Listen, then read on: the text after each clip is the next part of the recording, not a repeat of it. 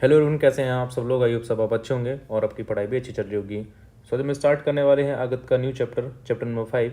और यहाँ से जो क्वेश्चन है वो मान के चलिए आप 5 नंबर का आ सकता है क्वेश्चन। और मेजरली इस बार कुछ नए टॉपिक ऐड किए गए हैं इस वाले से चैप्टर में, तो चांसेस कम हैं आने के, पर आपको एक बार रीड जरूर करना है ताकि अगर आ भी जाए तब भी आप वो एटलीस्ट लेके आ जाओ। ठीक है। सो लेक्चर को स्टार्ट करने से पहले आपके साथ एक इन्फॉर्मेशन शेयर करना चाहूँगा। अगर आप हमारा ये वीडियो लेक्चर देख रहे हैं यूट्यूब पे, तो हमारे ऐप को डाउनलोड कर लीजिए आप BMS मिड को, नीचे डिस्क्रिप्शन में लिंक मिल जाएगा। इसके अलावा जो भी हमारे iOS यूज़र हैं, आईफोन यूज़र हैं, ठीक है, वो क्लास प्लस ऐप को लॉगिन कर लीजिए और हमारा जो कोड है KPCRZB, ठीक है, कैपिटल लेटर में, आप उसको डाल दीजिए और ओपन हो जाएगा ऐप। ठीक है। देन आप OTP से रजिस्टर कर लेना, जो भी हमारा ऐप है वो आपके सामने ओपन हो जाएगा। तो चलो, सबसे पहले हमारा आता है विष के उपद्रव। तो देखो, नाम तो एटलीस्ट काफ़ी सारे हैं, पर आपको एटलीस्ट ऐसे नाम होंगे बहुत सारे कॉमन जो आपको ऑलरेडी आते होंगे। ठीक है। तो वो आपको याद नहीं करने, जो आपके लिए नए हैं बस वही आपको याद रखते हैं। ठीक है। तो सबसे पहले हमें बताया गया है कि 16 उपद्रव बताए गए हैं आचार्य बागवट के द्वारा। ठीक है। श्लोक के फॉर्म में लिखा है, चाहे तो श्लोक याद कर लो अगर हो सकता है, नहीं तो जितने आपको उपद्रव याद रह जाते हैं उतने कर लो। ठीक है। ज्वर काश वामिश्वास हृदय तृष्णा अरति मूर्छनम विष भेदो अतकि कठिन्यम मनाओ बस्ति मूर्त रुका स्वथु पूति दंशत्वम रक्त श्रावो विषानिलः इति षोडश निर्दिष्टा विसारताना नाम उपद्रवा। ठीक है। 16 हमारे कौन कौन से यहाँ पर उपद्रव बताए गए हैं। नंबर फर्स्ट हमारा है ज्वर, सेकंड है कास, थर्ड है बमन, फोर्थ श्वास, देन हिक्का, अतिसार, मूर्छा, ठीक है, सॉरी अतिष्णा था यहाँ पे, अतिसार, बेबंद, आनाह, बस्तिशूल, सिरशूर, श्वथु, पूतिदंश, रक्तस्राव और विश्वास। ये हमारे 16 उपद्रव है यहाँ पे। अब देखो, आपको जो याद करने वो कौन कौन से आप कर सकते हो याद, क्योंकि मोस्ट ऑफ द देखो आपको ज्वर याद रह जाएगा, कास याद रह जाएगा, बमन भी याद रह जाएगा, श्वास, हिक्का, ठीक है, अति तृष्णा बहुत कम याद रहता है, एक आप ये याद कर सकते हो। ठीक है। मूर्छा हो गया, अतिसार, ये तो उसमें भी याद रखे थे जब हमने वैसे गुड़ पढ़ रहे थे। ये बेमन वाला आप याद कर लेना। ठीक है। आनाहा कर लेना। अब देखो ये बाकी के आप याद करोगे। ठीक है। 6 से 7 हमारे हैं बस्तिशूल, श्रीशूल, श्वतु, पूतिदंश, रक्तस्राव और विस्वात। तो ये हमारे टोटल 16 हो जाते हैं।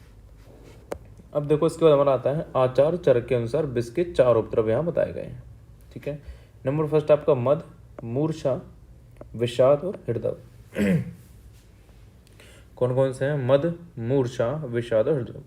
तो आपको एटलीस्ट चरक के तो याद कर लेनी है, 4 हैं, सिंपल से याद हो जाएंगे। बाकी बागवट के भी आप ट्राई कर सकते हो, एटलीस्ट जो है आपको 8 से 10 याद होने ही चाहिए। ठीक है। इसके बाद हमारा आता है विष मुक्ति के लक्षण, कि अगर किसी व्यक्ति को विष का इफेक्ट हुआ था, तो देन उसका जब ट्रीटमेंट वगैरह हुआ, उसके बाद उसका जब विष मुक्त हो गया, यानी कि उसके बॉडी से विष निकल गया, तो उस टाइम उसको क्या सिम्टम देखने को मिलेंगे। आचार्य बागवट के अनुसार श्लोक हमारा है, प्रशांत दोषम प्रकृतिस्थ धातु महारकम समुत्र विटकम प्रसन्नम वडेन्द्रिय चित्त चेष्टम वैद्य अवगच्छद विषम मनुष्यम। सबसे पहले हमारा आता है प्रशांत दोषम। तो आप खुद से ही सोच सकते हो प्रशांत दोष, यानी कि हमारे दोष कैसे हैं, यहाँ पर सामान्य अवस्था में आ गए हैं। प्रकृति स्थित धातु, यानी कि जो हमारी धातुएं हैं वो हमारी प्राकृतिक अवस्था में है, निर्माण उनका सही हो रहा है। देन आहारकम, यानी कि हमें भोजन ग्रहण करने की इच्छा उत्पन्न हो जाती है, और कभी भी डिसीज वगैरह होती है तो हमें क्या होता है, भोजन को ग्रहण करने की इच्छा नहीं होती है। देन हमारा आता है समूत्र विटकम, यानी कि मल मूत्र का अपने स्वाभाविक रूप में निकलना। देन हमारा प्रसन्न वर्ड इंद्रिय और मन का निर्मल होना। इसके बाद हमारा आता है चेष्टम, यानी कि जो चेष्टा है वो हमारी नॉर्मल होंगी, सामान्य होंगी। तो ये हमारा विष मुक्ति के लक्षण है। अब देखो इसके बाद हमारा एक टॉपिक इस बार ऐड किया हुआ है कि ड्रग इंड्यूस टॉक्सिसिटी क्या होती है। सो एक नॉर्मल बोलचाल की भाषा में जो भी हम मेडिसन या फिर जो भी औषधि हम पेशेंट को देते हैं, ठीक है, मान लो कई बार ऐसा होता है कि बिना सही इन्फॉर्मेशन के या फिर मान लो कोई भी ऐसी चीज़ मिस हैपनिंग हो जाती है कि जिसकी वजह से जो आपने ड्रग दी है, मेडिसिन दी है, वो पेशेंट के ऊपर अलग तरीके से रिएक्ट कर जाती है या फिर मान लो उसका कोई भी कॉम्प्लिकेशन पेशेंट को देखने को मिलता है। तो वही हमारी क्या है, ड्रग इंड्यूस टॉक्सिसिटी, यानी कि जो भी ड्रग से टॉक्सिसिटी रिलीज हो रही है, ठीक है, कहाँ, ह्यूमन बॉडी के अंदर, वो हमारी ड्रग इंड्यूस टॉक्सिसिटी के अंदर आएगा।